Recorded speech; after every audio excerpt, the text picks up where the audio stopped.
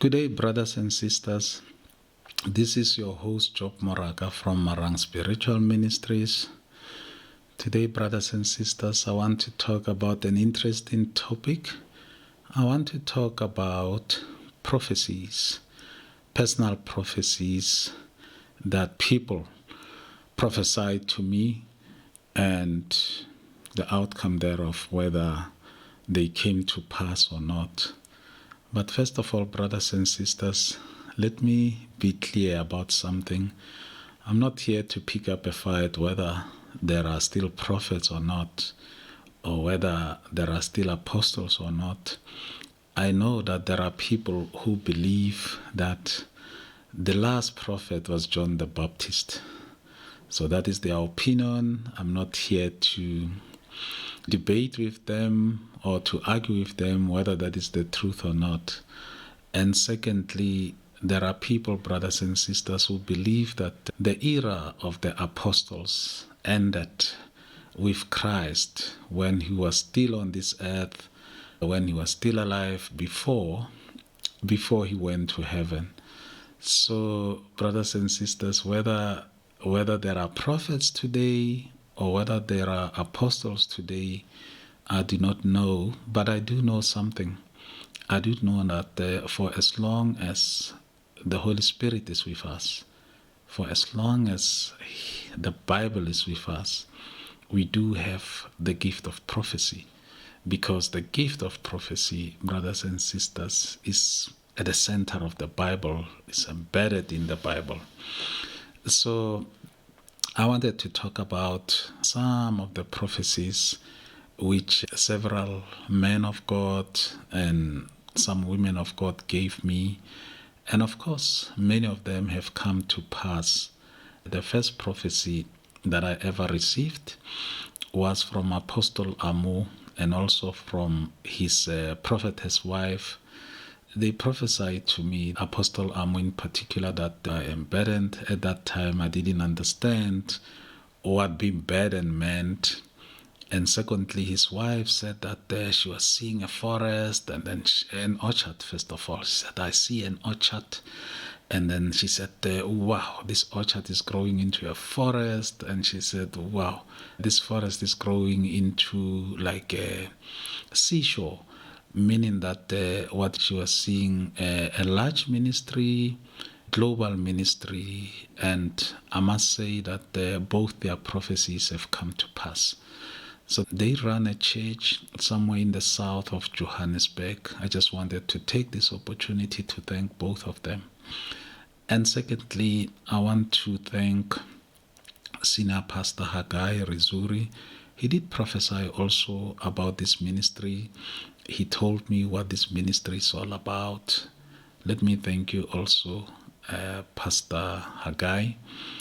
And lastly, what would life be without Kagiso? So Kagiso is a gentleman from Garankuwa. The first time I met Kagiso, I didn't know him. We just spoke over the phone.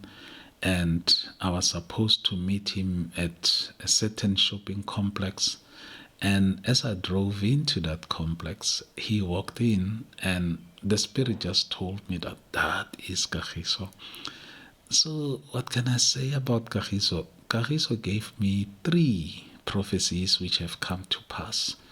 3 prophecies which have come to pass. He prophesied and said that I will be doing what I'm doing. Meaning that I will be recording videos, I will be teaching and all of that. So it has come to pass. We took a drive. I was going to show him a particular place.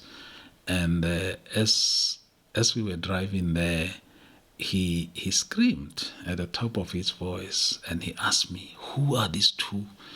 And I asked, I was surprised because he took me by surprise. I said, which 2? And he says, these 2 that are before your car. So literally, brothers and sisters, he saw 2 angels, what can I say, just flying past my car. And Kagiso noticed them in spirit. He picked them up. And because I'm used to them, I was not surprised. But that was the second time I met Kagiso, and then we went to this place, brothers and sisters, and came back, and we had lunch, and he prophesied there. He said, the Holy Spirit says that I must tell you that you'll be involved in a business, and then this business will have something to do with sugar. So, brothers and sisters, without going too much into detail, I must say that he was right too. That has come to pass, although I'm at the early stages of establishing that business, but yes, it has come to pass. And thirdly, this was so powerful. Remember, brothers and sisters, there's a video that we produced, and this video dealt extensively with trains. I remember we asked the question, what do trains mean in your dreams or in your visions? So I did share some of the, let's call them revelations as they happen about trains. And it wasn't like in 1 week, it will be this month, that month, and so on. So I was sharing this with Kagiso, and Kagiso was consistent. He never wanted to listen to the details. He kept on asking me one question. Now, in hindsight, I'm thinking about it. He kept on asking me, who is the driver of the train? The Holy Spirit says, I must ask you, who is the driver of the train? And brothers and sisters, I must say that until the third occasion, I didn't know who the driver of the train was. And I said that to him. I said, no, I couldn't see who the driver was. So, Kagiso, he's one of a kind. I think the man is gifted. But that got me thinking, brothers and sisters, about what I actually wanted to talk about today in the main. I wanted to talk about Orlando Pirates, the team, the professional team. So my relationship with Orlando Pirates is well documented. You see, if I ever wanted to have dinner at home, I had to support Orlando Pirates. I also had to support PAC, politically Pan-African Congress, because the man of the house, my father, loved Orlando Pirates with all his heart, and he also loved PAC with all his heart. But this prophecy or the revelation is not necessarily directed at Orlando Pirates. It is directed at some young man who plays for Orlando Pirates. So what happened, brothers and sisters, just to give context to this story, a few weeks ago, I kept on seeing this young man. I kept on seeing him in a vision. He probably appeared to me one night, I remember, twice or 3 times. But I was troubled that night because I kept on seeing this young man. And I had seen him before. I knew his name. Brothers and sisters, I don't follow soccer as much as I used to. Yes, I still love Orlando Pirates. What can I do? I still love Orlando Pirates, but I'm no longer idolizing the team. Here and there, I will watch. I'll even watch Kaizer Chiefs. But here and there, it's no longer as it used to be. I don't go to stadiums anymore. So anyway, I saw this young man. I don't know all of them, but this particular young man stood out. And I later learned that his name is Kabelo Dlamini. So, Kabelo Dlamini, if you're watching this video, I don't know what you're up to. I think you are a prayer of note, and certainly the heavenlies have taken note of that. This is just to say to you, and by the way, Kabelo, I think you can confirm that I've never met you. I don't know you, so nobody can say that what I'm about to say is staged. So Kabelo, I think you are a prayer warrior, and you have found favor with God. I think continue doing what you're doing, because clearly it's great news. Great news are coming your way. You shall see.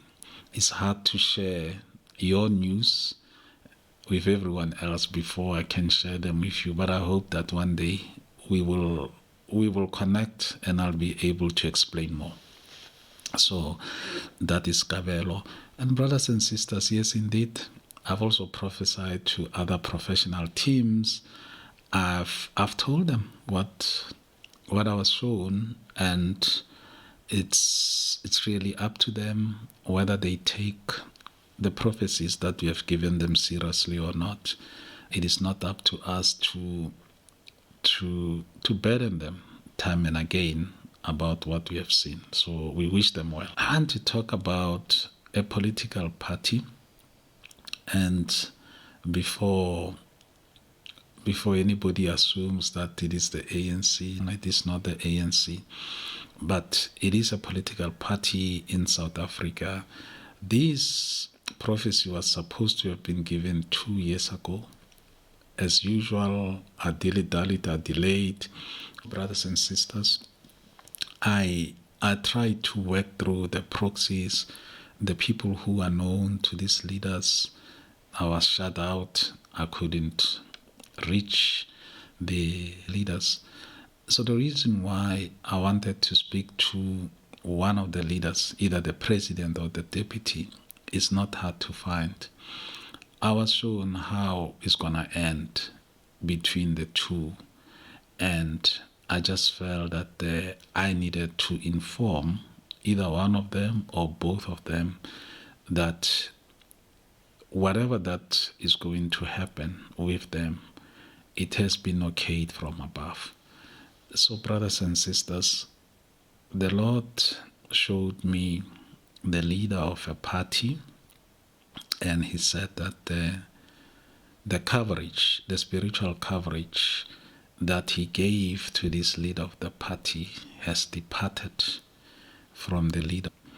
So you will see, brothers and sisters, in the near future, the wheels are going to come off, because the Spirit of the Lord has departed from the leader. I'm not talking about death here. I'm talking about spiritual coverage. And obviously, I know that at some point I will pray with this particular leader. When all is done and dusted, we will get together, and my leader will be here to pray with you and to give you more revelation as to how you can get your life back on track. But in short, brothers and sisters, the supremacy and the power of this particular leader has been handed over to his deputy, and then it's non-negotiable. It is done.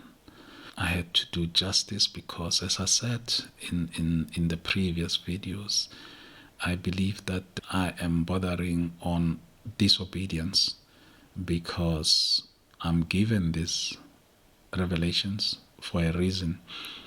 And again, you look at the Kabelo Dlamini revelation that I just spoke about. I had this revelation 2 weeks ago, and I saw that his team was playing in Spain, and I saw that he was one of the goal scorers there. And I'm wondering, who has he attracted? Who has he attracted? The performance, his performance for the day, who has seen it? And what I was shown about the blessings that are coming his way, are they all about that? I don't know, brothers and sisters. I was not shown that, but I know that the young man is highly favored, because I don't know whether he's a prayer warrior of note or not, but certainly is highly favored.